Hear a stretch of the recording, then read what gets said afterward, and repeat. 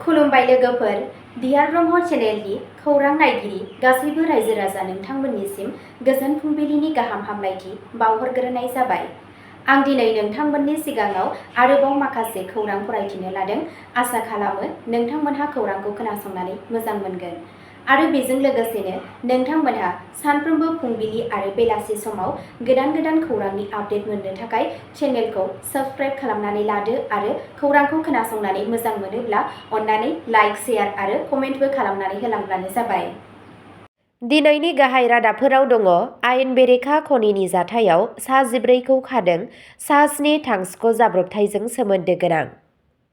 कंग्रेस दैदेनगिरि प्रियंका गान्धी वाड्राया 18 फेब्रुआरियाव साननैनि दावबायनायनि थाखाय आसाम हादोरसायाव फैगोन। हातिगुलियाव HSLCनि बिजाथिखौ दुथां सुबुंफोरा गाग्लोबो, पुलिसनि नायबिजिरनाया सोलिगासिनो। केमिकेल फेक्टरियाव अर खामनायनि जाहोनाव सा 7 मावथिफोरा जिउ खोमायो। दिमा हासावआव गुलि गावनाय जाथाय, AK-56 राइफल जब्द। जौ फेनानै थानाय लाइमोना ट्रेकआव उन्दुनाय समावनो रेलगारिया थाथ'नो गोनां जायो। दानिया फैदो आबुं रादाबाव। गिबि खौराङावनो दङ। सानजा जयन्तिया हिल्स आयेन बेरेखा खनिनि जाथायाव सा 14खौ खादों, सा 7 थांखिख' जाब्रबथायजों सोमोन्दो गोनां। सानजा जयन्तिया हिल्स पुलिसआ दासिम आयेन बेरेखा खैला खनिनि खामानियाव लोब्बा थानाय सा 14 सुबुंफोरखौ खादों, जेराव सा 7 सुबुंफोरा थांखिख' दुखुनांथाव जाथायजों लोब्बा दं, जेराव सा 33 खनिगिरिफोरनि जिउ खहा जादों। जाथायनि उनाव पुलिसआ कलिहाट पुलिस थानायाव मोनसे केस रेजिस्टार खालामो। Case no 14/2/2026 Indian penal code, mines and minerals, जौगाथाय आरो रेगुलेशन एक्ट आरो एक्सप्ल'सिभ साबस्टेन्स एक्टनि सिङाव थानाय दफाफोरजों सोमोन्दो दं। मोननै गाहाय दफाफोरनि सिङाव दायनिगिरिफोरनि सायाव दाय होनाय जादों। बेफोर जाबाय दफा 105 दायनिगिरि महरै बुथारनाय आरो दफा 118(2) गोसो जानानै गिख्रंथाव हाथियार एबा राहाजों गोब्राब जखम खालामनाय। जिल्लायाव आयेन बादियै खैला जावनायखौ लानानै गुबुन गुबुन पुलिस थानाफोराव गासै मोन 62 एफआइआर होनाय जादों। गासै सा 14 सुबुंखौ खानाय जादों। बेजों लोगोसे पुलिसआ 15,224.72 मेट्रिक टन खैला आरो बेरफ्रुग्रा मुवाफोर बोखांनो हादों, जेराव 25.5 किल'ग्राम जेलेटिन आरो गं 74 डेट'नेटरजों लोगोसे गं 5 गारिबो दं। नैथि खौराङाव दङ। कंग्रेस दैदेनगिरि प्रियंका गान्धी वाड्राया 18 फेब्रुआरियाव साननैनि दावबायनायनि थाखाय आसाम हादोरसायाव सौफैगोन। आसाम बिधान सभा बिसायख'थिनि थाखाय कंग्रेस स्क्रिनिं कमिटिनि आफादगिरि गान्धी वाड्रा बिथाङा गावनि दावबायनाय समाव दोलोनि गागि दैदेनगिरि आरो गुबुन गुबुन बिबानगिरिफोरजों सावरायनायाव बाहागो लागोन। बिथाङा 18 फेब्रुआरि खालि फुंनि 11:30 रिंगायाव हादोरसा कंग्रेसनि गाहाय मावख' राजीव भवनाव सौहैगोन। बिथाङा गिबियावनो स्क्रिनिं कमिटिनि मेलाव बाहागो लागोन। बेनि उनाव आसाम प्रदेश कंग्रेस कमिटि (APCC)नि राजखान्थियारि बिथिं कमिटिजों लोगोसे मोन 5 APCC कमिटिफोरनि मासिगिरिफोरजोंबो मोनसे सावरायमेल जागोन। 18 फेब्रुआरियाव बिथाङा सा 21 कंग्रेस MLA आरो सा 35 जिल्ला कंग्रेस कमिटिनि आफादगिरिफोरजों लोगोसे मोन 4 APCC फ्रन्टल आफादफोरनि गाहाय आरो कंग्रेस लेजिस्लेचर दोलोनि दैदेनगिरि देबब्रत सैकियाजों गावजों गाव सावरायगोन। अखानायै बिथाङा राजीव भवनाव APCCनि मावफुं आफादगिरिफोर, कंग्रेस MPफोर आरो APCC सेल आरो बिफानफोरजों सावरायगोन। बै सानखालिनो गान्धी वाड्रा बिथाङा गोदान दिल्लीसिम थांनायनि सिगां दिसपुरनि मनबेन्द्र शर्मा कमप्लेक्सआव ब्लक कंग्रेस कमिटिनि आफादगिरि आरो APCCनि बिबानगिरिफोरजों सावरायगोन। थामथि खौराङाव दङ। हातिगुलियाव HSLCनि बिजाथिखौ दुथां सुबुंफोरा गाग्लोबो, पुलिसनि नायबिजिरनाया सोलिगासिनो। शिबसागर जिल्लानि गौरीसागर पुलिस थानानि बायजोआव थानाय हातिगुलि कालिल'याव सनिबारखालि बेलासियाव साथाम सिनाय मोनै सुबुंफोरा HSLCनि सासे बिजाथिखौ रडजों गाग्लोबनानै दावराव-दावसि सोमजिहोयो। नखरनि सुलुंनिफ्राय मिथिनाय बादिब्ला, नखरनि गुबुन सोद्रोमाफोरा गोजानाव थानाय समावनो साथाम सिनाय मोनै सेंग्राफोरा गंनै बाइकजों फैनानै न'आव हाबो। गाग्लोबग्राफोरा बिनि मेगनाव मोनसे मुवा सारना होदोंमोन आरो बिनि खर', आथिं आरो देहानि गुबुन बाहागोफोरखौ रडजों बुयो।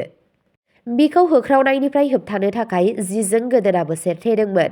बेनि उनाव बिसोर जाथायथिलिनिफ्राय खारलाङो।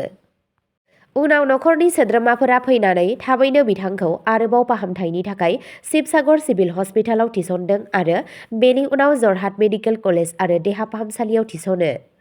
मैया बिथांखौ देहा फाहामसालिनिफ्राय हगारनाय जायो। पुलिसआ जाथायनि सायाव नायबिजिरगासिनो दं। जोखोम जानाय फरायसाया हाथिखुली सिलपुखुरी गोजौ फरायसालिनिफ्राय आनजाद होगासिनो दं। उफ्रा पुलिस सुपारिनटेन्डेन्ट शिबसागरआ हिन्जावसानि न'आव दावबायहैयो। ब्रैथि खौराङाव दङ राजस्थाननि केमिकेल फेक्टरियाव अर खामनायनि जाहोनाव सा 7 मावथिफोरा जिउ खोमायो। मावख'आरिफोरा फोरमायनाय बादिब्ला राजस्थाननि भिवाड़ीआव थानाय मोनसे केमिकेल दिहुनग्रा इउनिटआव समबारखालि फुङाव अर जोंखांनानै सा 7 मावथिफोरा जिउ खोमादों आरो गुबुन 2 सुबुङा न'नि सिङाव थाबथानायनि सन्देह खालामनाय जादों। बिबानगिरिफोरा मिथिहोयो दि जाथाय जानाय समाव सा 25 मावथिफोरा दंमोन। कुसकेरा कौरली दारिमिनारि ओनसोलनि प्लट नम्बर G1118B आव फुंनि 9:30 रिंगासो समाव अर जोंखांदों।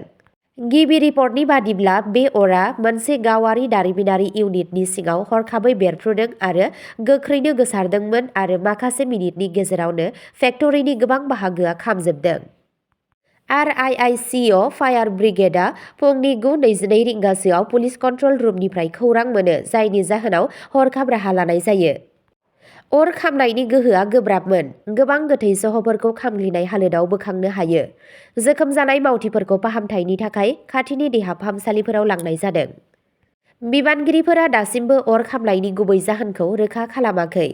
Tijara deputy superintendent of police Shivraj सिंहआ जाथायथिलियाव गिबि नायबिजिरनायखौ नोजोर होगासिनो दं। जिल्लानि गोजौ थाखोनि मावख'गिरि, पुलिस सुपारिनटेन्डेन्ट आरो एडिएमजों लोगोसे थासारिनि सायाव गुवारै नायबिजिरगासिनो दं। जिल्ला खुंथायआ अर खामनायनि जाहोनखौ मिथिनो थाखाय आरो रैखाथि नेमखान्थिफोराव माबाफोर गोरोन्थि जादों नामा बेखौ बिजिरनो थाखाय मेजिस्ट्रियेल नायबिजिरनायखौ फोसावदों। बाथि खौराङाव दङ डिमा हासावआव गुलि गावनाय जाथाय, AK-56 राइफल जब्द।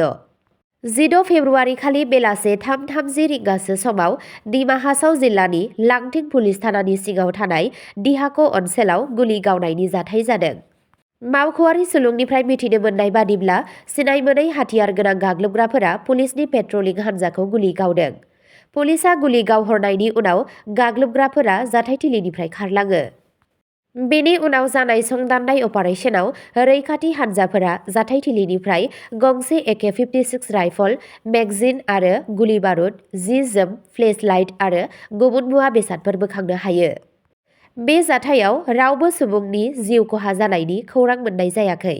बेनि सायाव नायबिजिरनाया सोलिगासिनो दं। 6थि खौराङाव दङ जौ फेनानै थानाय लाइमोना ट्रेकआव उन्दुनाय समावनो रेलगारिया थाथ'नो गोनां जायो।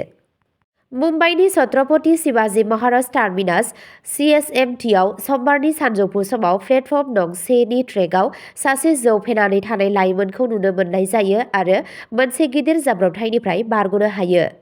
बेलासिनि 3:20 रिंगासो समाव जानाय बे जाथाया गंसे लकेल ट्रेन हेड नं 1169 V36 खौ हरखाबनो थाथ'नो गोनां खालामो। रेल सालायगिरिखौ बे सुबुंनि नुजाथिनायनि खौरां होनाय जायो आरो सेंग्रानि एसे गोजानाव रेलगारिखौ दोनथ'नायनि सिगां इमारजेन्सिनि इसारा होनो थाखाय थाद'नाय गैयै हर्न हमदोंमोन। जाथायनि सायाव नायबिजिरनो थाखाय अन डिउटि साब इन्सपेक्टर बिबेक आरो हेड कनस्टेबल राजेश चित्तेआ जाथायथिलियाव सौहैयो।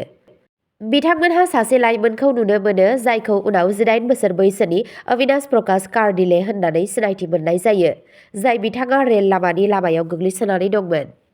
गिबि नायबिजिरनायाव मिथिनो मोनो दि CSMT बास स्टेन्डनि साखाथियाव फुटपाथआव थानाय कार्डिनेलआ गारनाय प्लास्टिकनि बथलफोरखौ बुथुमनो थाखाय रेल लामायाव हाबदोंमोन, नाथाय गोबां जौ फेनानै उन्दुना दंमोन।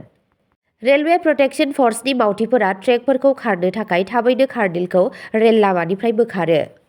कार्डिलखौ आवथायाव लानानै आरोबाव सोंनाय फिननायनि थाखाय पुलिस थानासिम लाबोनाय जायो।